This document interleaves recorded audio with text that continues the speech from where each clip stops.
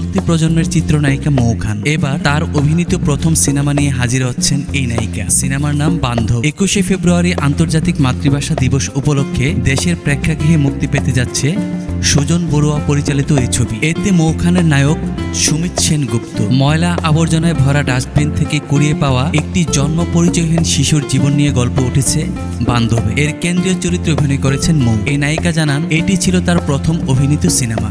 তবে এই ছবির মুক্তির আগেই মৌয়ের অন্য ছবিগুলো মুক্তি পায়। এই নায়িকা বলেন, এটি আমার প্রথম ছবি হলেও অন্য ছবিগুলো আগে মুক্তি পেয়েছে। তবে এখন ছবিটি করলে হয়তো আরো ভালো করতে পারতাম। তিনি আরো বলেন, আমাকে দর্শক কমার্শিয়াল ছবিতে দেখে অভ্যস্ত, গ্ল্যামার্স লুকই সবসময় দেখে আসছে। তবে এই ছবিতে এবার আমাকে একেবারে অন্য একটা লুকে দেখা যাবে। এই প্রথম ভিন্ন রকম চরিত্রে কাজ করেছি। পুরো জার্নিটাই ছিল চ্যালেঞ্জিং। এই সিনেমায় আমি নিজেকে নতুন করে আবিষ্কার করেছি, নিজের সর্বোচ্চ দিয়ে চেষ্টা করেছি। বাকিটা দর্শক সিনেমা মুক্তির পরে বলবে।